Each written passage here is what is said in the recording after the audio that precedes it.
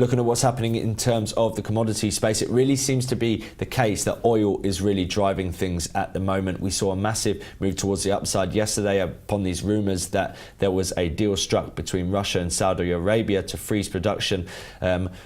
Essentially, whether that happens or not, or whether there has been a deal or not, no one really knows right now, apart from the people within those discussions. Now, ultimately, we've heard a number of different things in the past. There have been so many different rumours down the months where they're essentially saying that something's been agreed, then someone from Saudi Arabia will come out and refute it. The only thing that I know is there's a meeting on a weekend where something might come out of it. The only thing that I can really see coming out of it in terms of the best case scenario would be a freeze at production at January levels.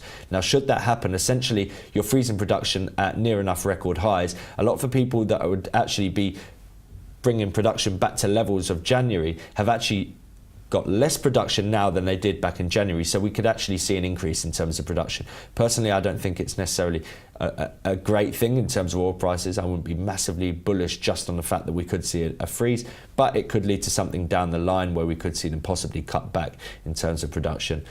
Iran's likely to increase its production itself.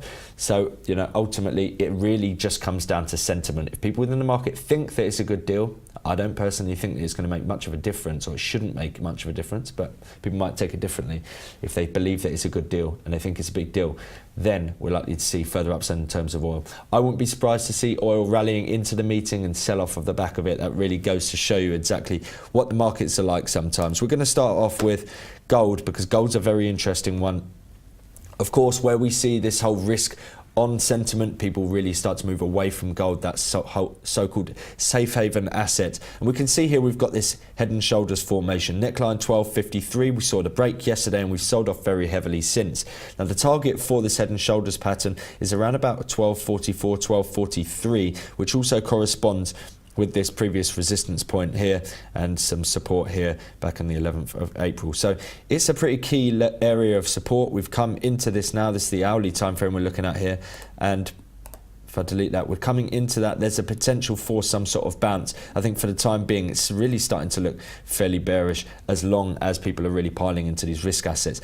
The key thing here, this is the daily time frame, is the fact that that rally came into 1263 and pretty much touched it on the nose and started to sell off. We can see here spinning top candle with a top at 1263. 1263 is the top of this, what you could call a shoulder, because of course we saw one bounce and we rallied into what would be a head and came straight back into the height of that previous shoulder. So that gives us a potential larger head and shoulders formation coming into play here. The neckline would be 1205. That means we're some way away from it at the moment, but that points towards a potential for more extended downturn in terms of gold. We can see here stochastic starting to roll over from overbought. It's actually more overbought than it has been for a couple months now. So there is room for further downside for gold.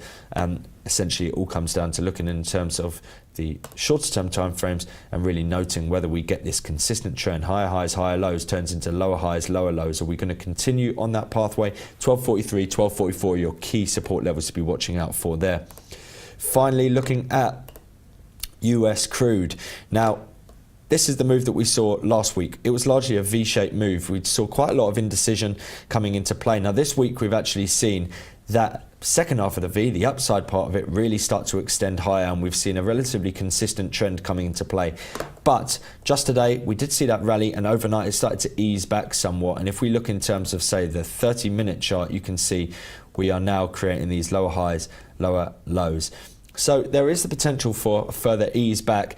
I would say that we are within a pretty strong trend at the moment. I would say, if I was going to actually say that this is some sort of top for the time being, I want to see a close below 41.44. We haven't seen that for the moment, but there is certainly a risk that we could continue this drift lower for crude for the time being, because we have seen such significant gains. And as I said, as we get closer towards the back end of the week with these massive gains in anticipation of a deal, that deal pretty much gets factored in, and therefore, should any deal even happen, then we could even see the price of oil fall. And should a deal not happen, certainly you'd see a big move towards the downside in terms of oil. So as we get towards the back end of the week, I think that, in my mind, this bullish sentiment will likely taper off. But for the time being, we can see we're drifting lower.